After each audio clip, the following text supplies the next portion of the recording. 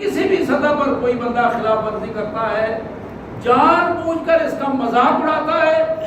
یا عملاً انکار کر دیتا ہے، تو وہ بندہ دین اسلام سے خارج ہو جاتا ہے۔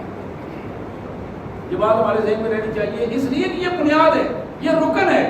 رکن کا انکار کفر ہے۔ دوسری چیز آپ نے فرمائی وَإِقَامَ الصَّلَاةِ، دوسرا رکن ہے نماز، دوسرا رکن ہے نماز۔ نماز کا ادا کرنا، 5 وقت اپنے اللہ کے حضور حاضری دینا، اس بات کا اظہار کرنا کہ میں اپنے مالک کا فرما بردار بندہ ہوں، میرے مالک کی طرف سے جس وقت میرے طرف بلاوا آئے گا میں اپنے اللہ کے حضور حاضر ہوں گا۔ یہ تو وقت ہے، میں اپنی جان اور اپنی مال بھی قربان کر دوں گا۔ یہ وہ اظہار ہے جو 5 وقت 24 گھنٹے میں بندہ مومن اپنے اللہ کے حضور آگے کرتا ہے۔ وَإِقَامَ الصَّلَاةِ، یہ دوسرا رکن ہے۔ اور اسلام کا تیسرا رکن یہ ہے وَإِيتَاءِ الزَّکَاةِ، زکوٰۃ کا ادا کرنا۔ بندے کی سوچ کیا ہے، کیا ہونی چاہیے؟ اسلام نے بتایا کہ وَمِمَّا رَزَقْنَاهُمْ يُنْفِقُونَ، بندہ مومن کی سوچ یہ ہے کہ مجھے جو کچھ دیا ہے میرے مالک نے دیا ہے۔ اللہ فرماتے ہیں ہمارے بندوں کی صفات یہ ہیں وَمِمَّا رَزَقْنَاهُمْ، اور اس میں سے جو ہم نے انہیں دیا ہے يُنْفِقُونَ، وہ خرچ کرتے ہیں۔ کسی بندے کو یہ حق نہیں ہے کہ یہ چیز میری ملکیت ہے، یہ مال میرا ہے۔ جب وہ اظہار تکبر کے انداز میں یہ بات کرتا ہے تو وہ دوسرے الفاظ میں اپنے ایمان کو مذاق بنا دیتا۔ بندہ مومن کا رویہ یہ ہے کہ وہ ہر قیمت پر اس کا اظہار کرے کہ میری جان، میرا مال، میری اولاد، جو کچھ اللہ تبارک و تعالیٰ نے مجھے عطا کیا ہے یہ اللہ کی طرف سے امانت ہے، عطیہ ہے، میرے مالک کا فضل ہے، اس کی مہربانی ہے، میں اس کا شکر گزار بندہ ہوں کہ اس نے مجھے عطا کیا ہے۔ تو یہ تیسرا رکن جو یہ زکوٰۃ ہے۔ سال میں 1 دفعہ نماز، ہر روزانہ 5 دفعہ، زکوٰۃ سال میں 1 دفعہ۔ پھر فرمایا وحج البیت، بیت اللہ کا حج، یہ چوتھا رکن ہے۔ چوتھا رکن جس میں اسلام بندہ مومن اپنا مال بھی لگاتا ہے، جان لگاتا ہے، صلاحیتیں لگاتا ہے، وقت لگاتا ہے، مجموعی طور پر اللہ کی دی ہوئی ساری صلاحیتوں کو لگا کر ایک مسافر بندے کی طرح اللہ کے حضور حاضر ہو جاتا ہے اس پوزیشن میں کہ اس نے کفن کی طرح کا ایک لباس پہنا ہے اور آخرت کی تیاری کرتے ہوئے اس میدان حشر کے انداز میں وہاں جمع ہو جاتا ہے۔ یہ بھی اس بات کا اظہار ہے کہ میرے مالک جس طرح آج میں یہاں تیری دی ہوئی توفیق سے حج کے لیے جمع ہوا ہوں، اگر مجھے موقع ملا مجھے جہاں آپ بلائیں گے میں اپنی زندگی کو قربان کرنے کے لیے تیار ہوں، اور وہ زندگی جہاد کے لیے قربان کرنے کو ان کے لیے تیار ہوں، تیرے دین کے نفاذ کے لیے اپنی جان، اپنا مال، اپنی دولت، اپنی اولاد، اپنی صلاحیتیں لگانے کے لیے تیار ہوں۔ 5واں رکن جو اسلام کا ہے وہ بصوم رمضان، رمضان کے روزے، رمضان المبارک کے روزے 5واں رکن، سال میں 1 دفعہ، فرض روزے سال میں 1 دفعہ آتے ہیں۔ میں پھر اس حدیث مبارک کو آپ کے سامنے رکھنا چاہوں گا۔ اسلام کی بنیاد 5 چیزوں پر ہے۔ پہلی چیز اس بات کی شہادت ہے، شہادت ہوتا ہے دل سے گواہی دینی، شہادت ہے اس بات کی اللہ کے علاوہ کوئی حکمران نہیں ہے، کوئی بادشاہ نہیں ہے، محمد کریم صلی اللہ علیہ وسلم اللہ کے پیارے بندے اور اس کے پیارے رسول ہیں۔ دوسری چیز نماز پر وقت ادا کرنا اور اللہ کی رضا کے لیے اس کے حضور سجدہ ریز ہونا، حاضری دینا۔ تیسری چیز زکوٰۃ ادا کرنا، اپنے مال کا حساب رکھنا اور اس کے حساب سے اللہ کا شکر ادا کرتے ہوئے سال میں 1 دفعہ فرض زکوٰۃ ادا کرنا، اس کیفیت کو تیسرا رکن کہا جاتا ہے۔ اور چوتھا رکن بیت اللہ شریف کا حج، سال میں ایک دفعہ حج فرض ہے، اور وہ ایک دفعہ فرض حج ہر اس بندے پر فرض ہے جو صحت اور مال و دولت کی استطاعت رکھتا ہو۔ اور پانچویں چیز میں نے عرض کی، رمضان المبارک کے روزے، اللہ اکبر۔ نسائی، سنن نسائی کی ایک روایت،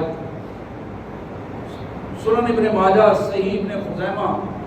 حدیث کی انسانی کتابوں میں جناب ابو ہریرہ رضی اللہ عنہ کہتے ہیں، قال،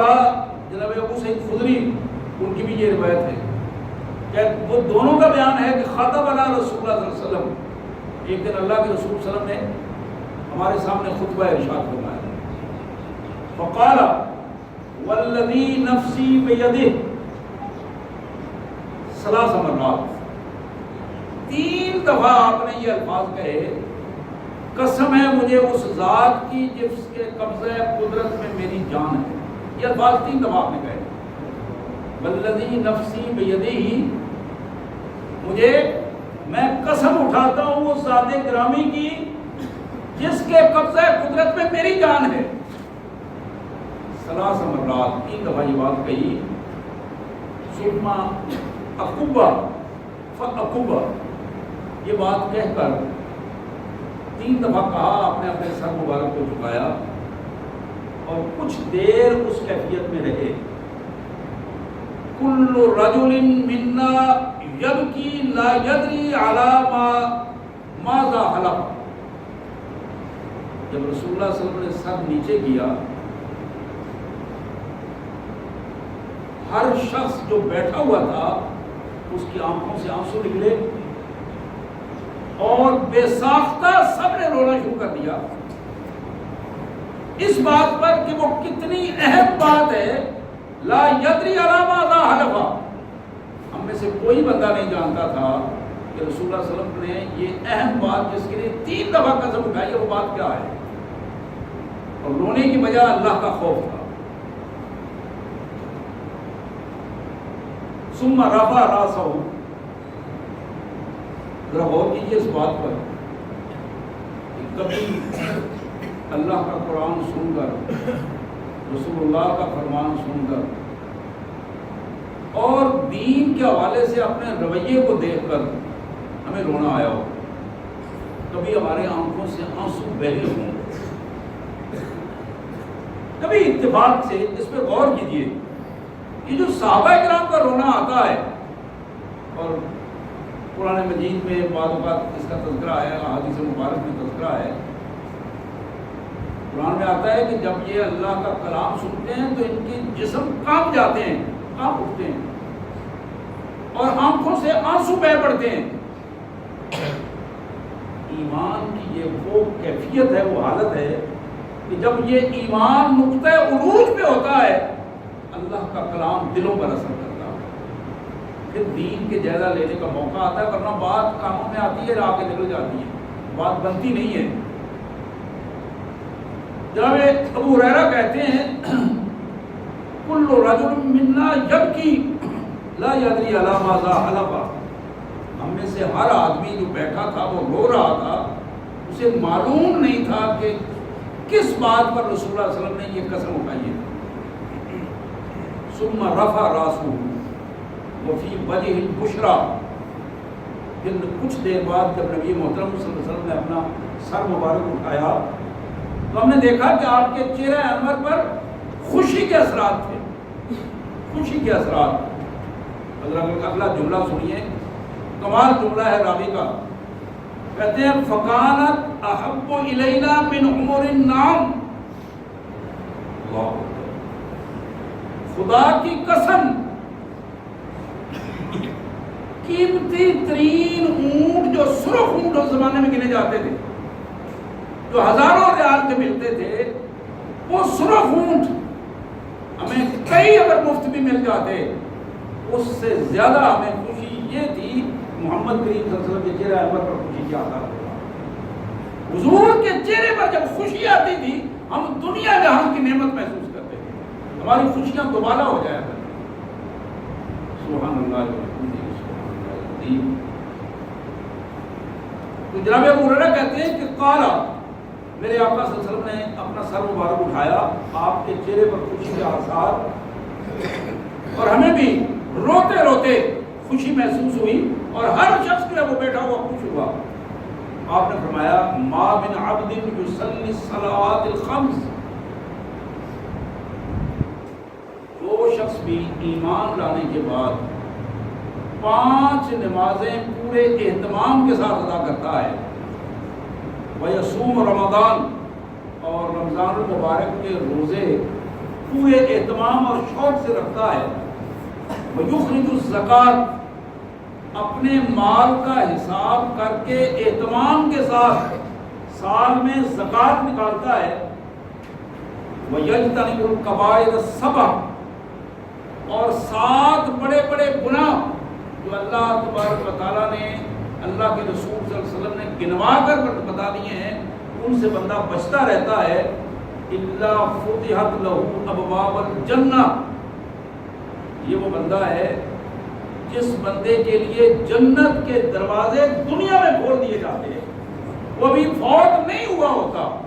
اللہ تعالیٰ جنت کو حکم دیتا ہے کہ اس کے استقبال کے لیے اس کے دروازے کھول دیے جائیں۔ وقیل لہ ادخل بسلام، اور فوتگی کے بعد جب وہ جاتا ہے اس کو کہہ دیا جاتا ہے کہ جاؤ سلامتی، امن، اہتمام اور پروٹوکول کے ساتھ، عزت و احترام کے ساتھ اس جنت میں داخل ہو جاؤ، یہ تمہاری ملکیت ہے، تمہارا گھر ہے، اور تم ہمیشہ ہمیشہ یہاں رہو۔ حضرات، مسند احمد کی ایک روایت، بڑی معروف روایت ہے، نبی محترم صلی اللہ علیہ وآلہ وسلم کا فرمان، جناب انس بن مالک رضی اللہ تعالیٰ عنہ کی یہ روایت، اتا رجل من تمیم وقال یا رسول اللہ انی ذو مال کثیر وذو اہل ومال حاضرہ فاخبرنی کیف اصنع وکیف انفق۔ بندہ قبیلہ بنو تمیم کا تھا، آگے اس نے عرض کیا اللہ کے رسول صلی اللہ علیہ وسلم، اللہ نے مجھے بہت سارے مال و دولت سے نوازا ہے، انی ذو مال کثیر، بہت سارے مال و دولت سے نوازا ہے، ذو اہل و مال، مال بھی دیا ہے اور اہل و عیال بھی عطا کیے ہیں، اہل خانہ ہیں، گھر والے ہیں، بچے ہیں، بچیاں ہیں، حاضرۃ، یہ ساری چیزیں میرے پاس موجود ہیں،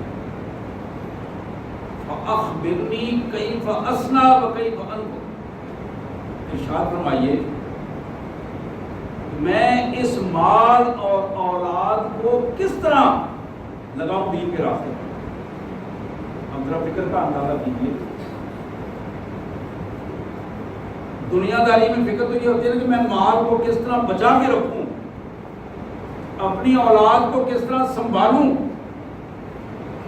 پوچھنے والا پوچھ رہا ہے کہ میرے اہل و عیال ہیں، میں ان کو دین کے راستے پر کس طرح لاؤں، میرے پاس مال و دولت ہے، میں اس مال و دولت کو کس طرح خرچ کروں کہ میں اللہ کی رضا مجھے مل جائے۔ سید کائنات صلی اللہ علیہ وسلم نے فرمایا تخرج الزکوٰۃ من ذالک من مالک فإنها طہرة وتطہرک، اپنے مال سے باقاعدگی سے ریگولر حساب کر کے، اندازہ نہیں، حساب کر کے اپنی زکوٰۃ کو ادا کرو، فإنها طہرة وتطہرک، یہ جو تمہاری زکوٰۃ ہے یہ تمہیں، تمہارے بچوں کو، تمہارے اہل خانہ کو اور تمہارے مال و دولت کو پاک کر دے گی۔ تمہاری ادا کی ہوئی زکوٰۃ تمہیں بھی، تمہارے مال و دولت کو بھی اور تمہارے اہل و عیال کو بھی پاک کر دے گی، اللہ تعالیٰ ان کو برائیوں اور آفات سے بچا دے گا۔ وَتَصِلُ أَقْرِبَائِكَ، اور دوسری بات یہ ہے اپنے قریبی رشتہ داروں کے ساتھ اس نے سلوک کیا. پیسہ تمہارے پاس آ گیا ہے، مال و دولت اللہ نے دی ہے تمہیں، وسائل دیے ہیں، بچے دیے ہیں، تو پھر یہ سوچنا نہ شروع کر دو میری بہن غریب ہے، بھائی غریب ہے، چچا ماموں غریب ہیں، اب ان کے پاس تو میرے بٹھانے کے لیے بھی جگہ نہیں ہوگی، میرا تو اسٹیٹس گاڑی والا ہے، وہاں میں وہ چھوٹی سی گلی میں کیسے چل کے جاؤں گا، وہاں تو بلدیہ والوں نے کوڑا کرکٹ نکال رکھا ہے، میرے کپڑے بھی گندے ہو جائیں گے. یہ سوچ مت پیدا کرو. اپنے قریبی رشتہ داروں کو، بہنوں، پھوپھیوں، خالاؤں، چچاؤں، تمہارے جو ماں باپ کے قریبی رشتہ دار ہیں، قریبی رشتہ دار جو تمہاری بیوی کے رشتہ دار ہیں، ماں کے رشتہ دار ہیں، باپ کے رشتہ دار ہیں، ان کے ساتھ زیادہ سے زیادہ قربت پیدا کرو، تعلق اور احترام کا تعلق پیدا کرو، ان پر اپنا مال بھی خرچ کرو. وَتَصِلُ أَقْرَبَائِكَ، پھر فرمایا وَتَعْرِفْ حَقَّ الْمِسْكِينَ وَالْجَارِ وَالسَّائِلِ، وہ جو تمہارے گلی محلے میں رہنے والا مسکین ہے، تمہارے علاقے میں رہنے والا مسکین ہے، جس کے پاس کھانے پینے کے لیے کچھ نہیں، رہنے کے لیے اس کے پاس جگہ نہیں، تمہارا پڑوسی ہے اور تم سے کچھ مانگ لیتا ہے، مانگنے والے کو بھی دو، پڑوسی کی بھی خدمت کرو، اور مسکین اور غریب کا بھی خیال رکھو. حضرات 3 چیزیں آپ نے فرمائی، میں پھر دوہرا دوں. پوچھنے والے نے پوچھا اللہ نے مجھے مال دیا ہے، وسائل دیے ہیں، اہل و عیال دیا ہے، کیف اصنع، میں ان کو کیسے استعمال کروں، میں اس صنعت کو جو اللہ نے مجھے عطا کی ہے، میں اس کو اپنی ابدی صنعت کیسے بنا لوں کہ یہ میرے پاس رہے، ضائع نہ ہو، ہمیشہ ہمیشہ میری ملکیت اس پر رہے، اور میں اسے خرچ کیسے کروں. تو جواب دیا کائنات کے پیارے رسول محمد کریم صلی اللہ علیہ وسلم نے. پہلی بات ارشاد فرمائی کہ زکوٰۃ لازمی نکالا کرو. زکوٰۃ اندازے سے نہیں ہوتی، یہ بات ذرا ذہن میں رہے، نماز اندازے سے نہیں ہوتی، روزہ اندازے سے نہیں ہوتا. زکوٰۃ کا اصول یہ ہے کہ 2.5% اس کو نکالنا ہے، اندازہ کرنا ہے، پہلے حساب کرنا ہے کہ آپ کے پاس اس سال میں کتنے پیسے ہیں، کتنی ملکیت ہے.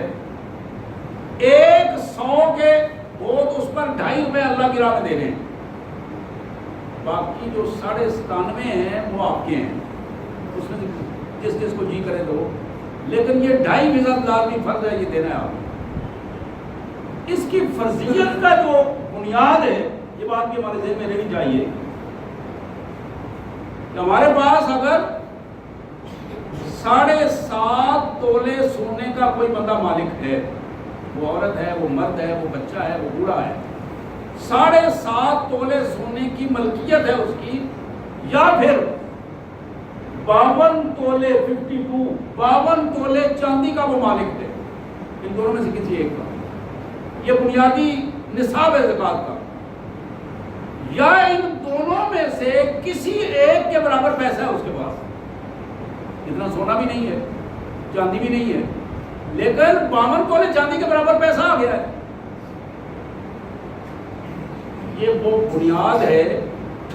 یہ وہ دائرہ ہے کہ اس دائرے میں جب وہ بندہ داخل ہوگا اس پر زکوٰۃ فرض ہو جائے گی. جب زکوٰۃ فرض ہوگی تو پھر سونا چاہے 1 تولہ ہے، چاندی 10 تولے ہے، نقد پیسہ جتنا بھی ہے اس پر اسے زکوٰۃ ادا کرنی ہے.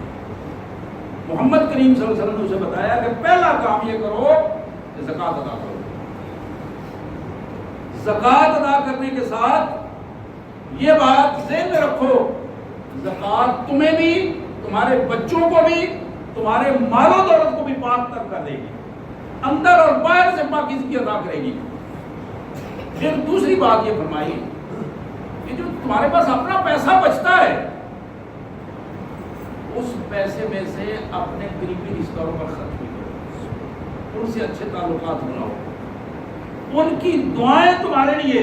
تمہاری زندگی کو بدلنے کے لیے اس دنیا اور آخرت میں بنیاد کا کام کریں گے۔ پھر آپ نے فرمایا کہ تمہارے قریبی رشتہ داروں کے علاوہ جو غریب اور مسکین یا تمہارے پڑوسی یا چلتے پھرتے کوئی شخص اگر کوئی چیز مانگ لیتا ہے،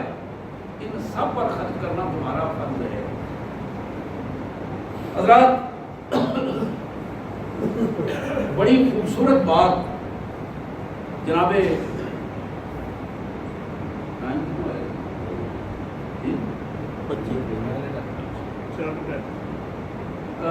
جناب عمر بن عبدالعزیز رضی اللہ تعالی عنہ خلیفۃ المسلمین، جنہیں 5واں خلیفہ راشد کہا جاتا ہے، ان کے پوتے عبدالعزیز بڑی خوبصورت بات انہوں نے کی کہ تمہاری نماز تمہارے مالک کی طرف جانے کا آدھا راستہ طے کر دیتی ہے، اور تمہارا روزہ تمہیں اپنے مالک اور بادشاہ کے دروازے کے قریب لے کے جاتا ہے، اور تمہاری زکوٰۃ اور صدقات وہ ہیں جو تمہیں اللہ سے شرف ملاقات تک پہنچا دیتی ہے۔ اللہ سے شرف ملاقات پہنچنے کے لیے یہ صدقات اور یہ زکوٰۃ تمہارے لیے بنیاد کا کام کرتی ہے۔ جناب حسن بن علی رضی اللہ تعالی عنہ، امام حسن، ابو داؤد کی روایت، فرماتے ہیں کہ میرے آقا صلی اللہ علیہ وسلم نے فرمایا حسنوا اموالکم بالزکوٰۃ، لوگوں اپنے مالوں کی حفاظت کرو زکوٰۃ ادا کر کے۔ زکوٰۃ تم ادا کرو گے، تمہارے مال کی حفاظت تمہارا مالک کرے گا، مال بڑھتا چلا جائے گا۔ ایک سال زکوٰۃ دو گے، اگلے سال وہ مال تمہیں زکوٰۃ کئی گنا زیادہ دینی پڑے گی، اس لیے کہ تمہارا مال کئی گنا بڑھ جائے گا۔ پھر فرمایا وَدَاوُوا مَرَضَاكُمْ بِالصَّدَقَةِ، صدقات اور خیرات دے کر اپنی بیماریوں کا علاج کیا کرو۔ بیماریوں کا علاج، جو پیسے دل کے اسپتال میں جا کر لاکھوں روپے خرچ کرواتے ہو، کبھی یہ بھی تجربہ کرو، وہ پورے 2, 4, 5 لاکھ روپے اکٹھا کر کے کسی بیوہ یا یتیم بچے کو اس انداز میں دو، کسی مستحق کو دو، اور پھر دیکھو کہ کتنی تیزی کے ساتھ بغیر آپریشن کی یہ معاملہ سیدھا ہوتا ہے۔ ایک نہیں، ہزاروں واقعات اس طرح کے، ہزاروں واقعات۔ یہ محمد رسول اللہ صلی اللہ علیہ وسلم کا فرمان ہے، وَدَاوُوا مَرَضَاكُمْ بِالصَّدَقَةِ، صدقے دے کر اپنی بیماریوں کو ٹھیک کرو۔ جب تم صدقہ اللہ کو حضور دو گے تو شفا اللہ کے پاس ہے۔ شفا کسی اسپتال، حکیم، ڈاکٹر کے پاس نہیں ہے، شفا کا حکم اللہ وحدہ لا شریک کے پاس ہے۔ جب تم اپنے مالک کو راضی کرو گے، اللہ تعالیٰ تمہیں شفا عطا فرمائے گا۔ پھر فرمایا وَاسْتَقْبِلُوا أَمْوَاجَ الْبَلَاءِ بِالدُّعَاءِ وَالتَّضَرُّعِ، جب تمہارے اوپر کوئی طوفان آ جائے، آزمائش آ جائے، کسی چکر میں پھنس جاؤ، تو 2 چیزیں اس سے تمہیں نجات دیں گی۔ ایک تمہاری رونا، گڑگڑانا، لوگوں کے سامنے نہیں، اپنے اللہ کے سامنے۔ اللہ سے دعائیں کرو، اللہ کے سامنے رو، گڑگڑاؤ، اور اپنے مال کو اپنے اللہ کے حضور پیش کرو، تو تم دیکھو گے اللہ تبارک و تعالیٰ تمہاری ان مصیبتوں کو، آزمائشوں کو، پریشانیوں کو ٹال دیں گے۔ اللہ سے دعا ہے اللہ تبارک و تعالیٰ ہمیں توفیق عطا فرمائے کہ ہم اس کے فرمانبردار بندے بن کر اس کو حضور حاضر ہوں۔ واخر دعوانا الحمد للہ رب العالمین۔